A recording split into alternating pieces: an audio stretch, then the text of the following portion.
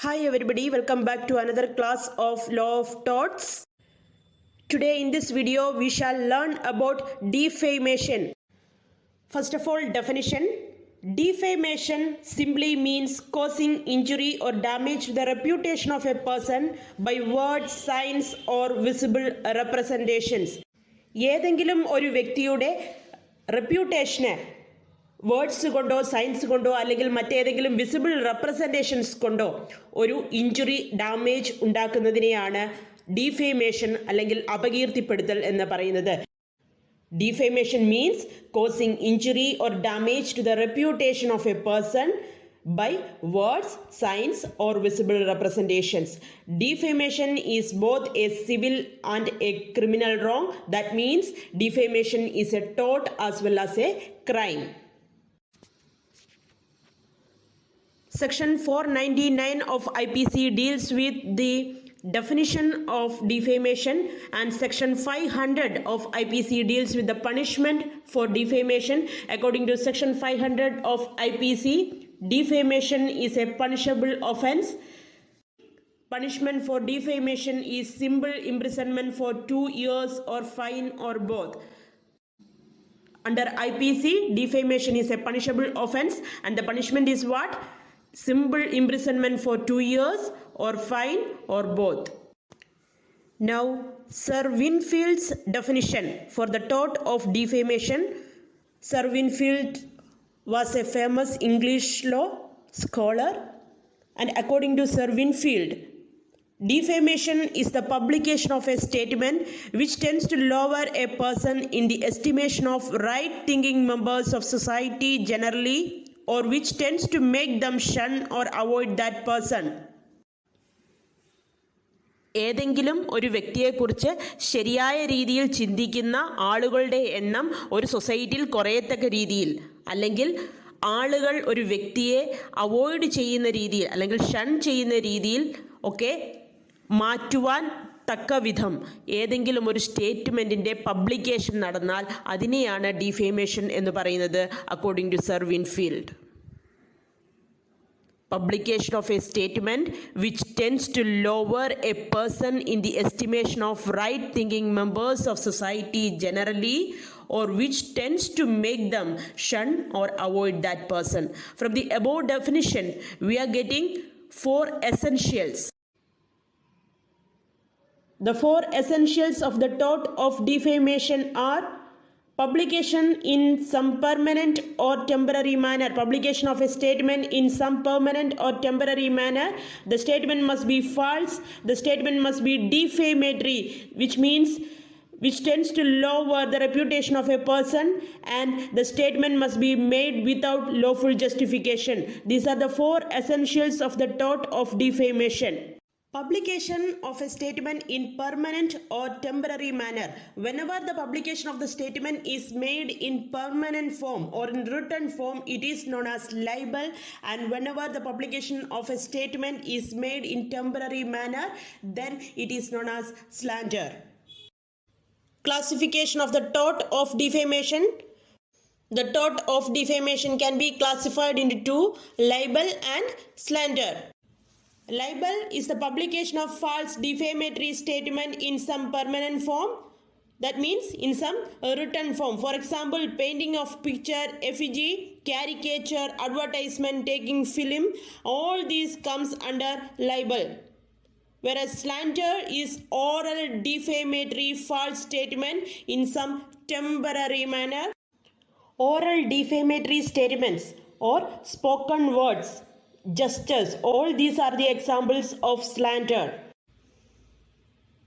Number 2, libel is addressed to the eye. Libel is something that is addressed to the eye, whereas slander is addressed to the ear. Broadcasting by radio and television are also considered to be libel. Why? Because they are publication in permanent form. Number 3, a libel is actionable per se. That means special loss or damage need not be proved to get compensation in cases of libel, whereas slander is not actionable per se Special damage or loss should be proved except under exceptional cases.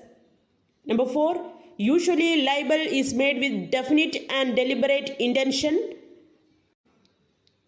That is, usually a libel is published maliciously with evil motive, whereas slander is usually made in the heat of the moment under sudden provocation. We have learned a slander is not actionable per se. That is, special damages need to be proved to get compensation in cases of slander, but there are 5 exceptions for that. Under the following 5 situations, a slander is actionable per se. Number 1, defaming a person with any criminal offense punishable with imprisonment. When a person is accused wrongly of any criminal offense punishable with imprisonment, like theft, robbery, etc., then slander is actionable per se. But if the accusation of criminal offense is punishable with fine only, then it is not actionable per se. Second situation, if a person is imputed with virulent diseases like venereal diseases, leprosy, etc., which prevents others from associating with this plaintiff, then slander is actionable per se. Third situation, when a person's profession, trade, or his office is defamed orally, then it is actionable per se. For example, calling a lawyer as a person ignorant of law is a slander which is actionable per se. Fourth situation, when a person's caste is lowered, then it is slander and it is actionable per se. For example, calling a person belonging to a higher caste as scheduled caste person, then it is a slander and it is actionable per se. Number 5, when any woman or girl is imputed with adultery, then such a slander is actionable per se. Now let's see what other things comes under the term publication. Publication is the communication of the statement at least to one person other than the person defamed.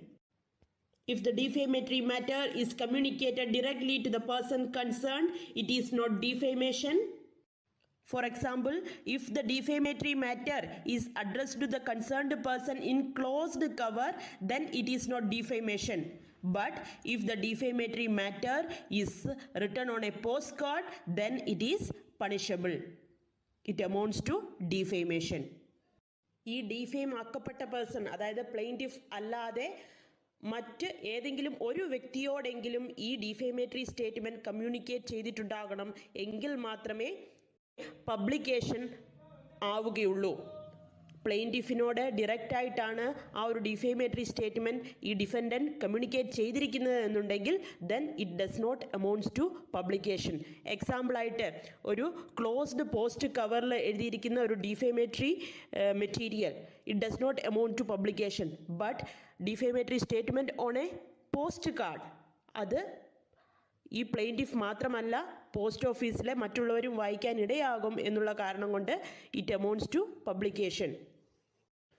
Modes of publication include spoken words gestures, that is in some temporary manner, and written words signs visible representations, that is in some permanent form. We have already discussed this. And visible representations include a statue, effigy, pictures, chalk marks, all these.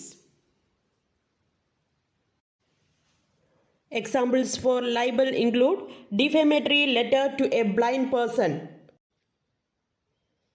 For example, if a defendant sent a defamatory letter to a blind person so that his wife or daughter shall read the letter, then amounts to libel. Second example, defamatory statements on postcard, telegram, leaflet, all these comes under libel. And defamatory letter in a language which is unknown to the plaintiff, so that this plaintiff seeks the help from any third person to read the letter. For example, the defendant sent a defamatory letter in Urdu knowing that the plaintiff did not know Urdu, so it amounts to libel. Finally, defenses to the tort of defamation.